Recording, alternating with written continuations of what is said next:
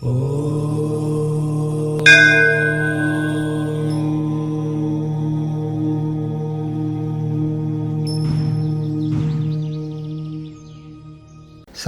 విశ్వకర్మ వాస్తు YouTube channel స్వాగతం. నేను మీ విశ్వకర్మ.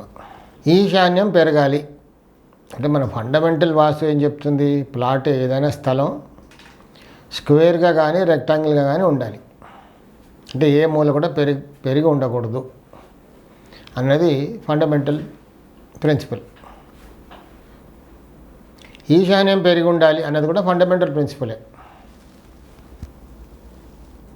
అంటే ఈశాన్యం పెరగడం అంటే మళ్ళీ ఎవరైనా అనుకోవచ్చు, వీడియో చూసేవాళ్ళు, ఏంటి విశ్వకర్మ మళ్ళీ ఏబిసిడికి వచ్చాడని.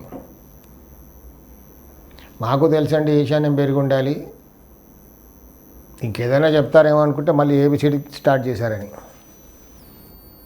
అంటే ఏబిసిడే ముఖ్యం కదండి. ఎందుకంటే ఎక్కడికి వెళ్ళినా చాలామంది ఈ రోజుల్లో అదే డౌట్ అడుగుతున్నారు.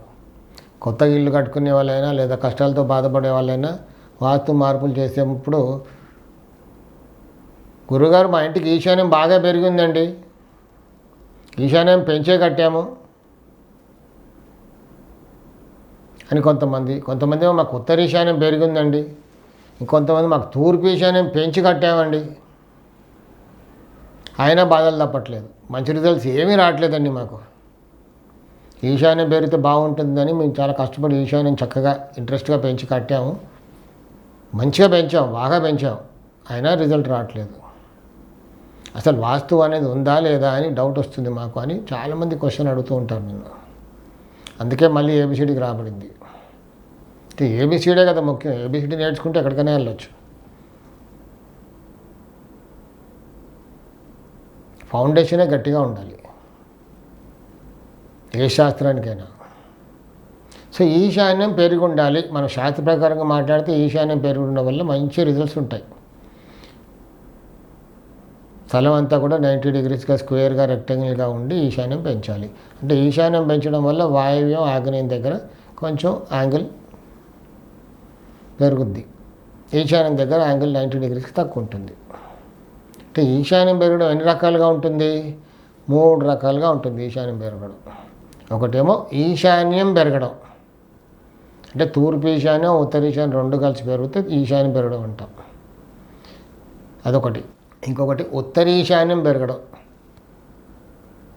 ఊరికే ఉత్తర ఈశాన్యం మాత్రమే పెంచడం. అంటే వాయువ్యం దగ్గర యాంగిల్ కొంచెం ఎక్కువ ఉంటుంది, ఈశాన్యం దగ్గర యాంగిల్ బిలో 90 డిగ్రీస్ ఉంటుంది. మూడో రకం తూర్పు ఈశాన్యం పెరగడం, తూర్పు ఈశాన్యం మాత్రం పెంచడం. అప్పుడు ఆగ్నేయం దగ్గర కొంచెం యాంగిల్ ఎక్కువ ఉంటుంది, ఈశాన్యం దగ్గర యాంగిల్ తక్కువ ఉంటుంది, బిలో 90 డిగ్రీస్. ఇది జనరల్గా ఇలా. మరికొన్ని చోట్ల ఈశాన్య భాగంలో ఇలా ముందుకెళ్తుంది కొంచెం, అంటే ఉత్తర ఈశాన్య భాగం ఒక ఎల్ షేప్గా ఇట్లా, లేదా తూర్పు ఈశాన్యం పెరగడం. బాగా పెంచామండి, అయినా మాకు రిజల్ట్ రావట్లేదు. అంటే మనిషికి శక్తి ఉండాలంటే తినాలి కదా. కడుపులో ఏమైనా వేస్తే, పౌష్టికాహారాలు వేస్తే కొంచెం మనకు స్ట్రెంగ్త్, బలం అనేది వస్తుంది. బాగా తినేస్తే ఏమవుతుంది? అరగదు, ఇండైజెషన్ ప్రాబ్లం, శక్తి రావడం అటు నుంచి మొత్తం శక్తి పోతుంది కదా, సింపుల్. అలాగే ఈశాన్యం ఎంత పెంచాలి? ఉత్తర ఈశాన్యం ఎంత పెరగాలి, తూర్పు ఈశాన్యం ఎంత పెరగాలి. అయితే ఈ 3 ఈశాన్యాలని ఈశాన్యం ఏ స్థలానికి పెరగచ్చు, ఉత్తర ఈశాన్యం ఏ స్థలానికి పెరగాలి, అలాగే తూర్పు ఈశాన్యం ఏ స్థలానికి పెరగాలి. పెంచితే ఎలా పెంచాలి, ఎంత పెంచాలి? బాగా పెంచామంటే ఇందాక మనం అనుకున్నట్టుగా బాగా తింటే అరగదు,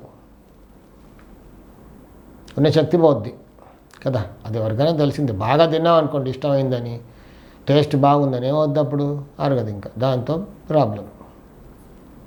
అలాగే ఈశాన్యం పెంచడంలో కూడా ఒక పద్ధతి అంటూ ఉంటుంది. ఎంత పెంచాలి?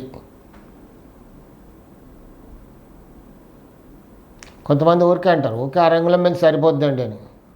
అరంగుళం పెంచాలా, 2 అంగుళాలు పెంచాలా, పావు అంగుళం పెంచాలా 2 అంగుళాలు పెంచాలా అని ఎంత పెంచాలి మ్యాథమెటికల్గా అన్నది ఆ స్థలాన్ని బట్టి ఉంటుంది.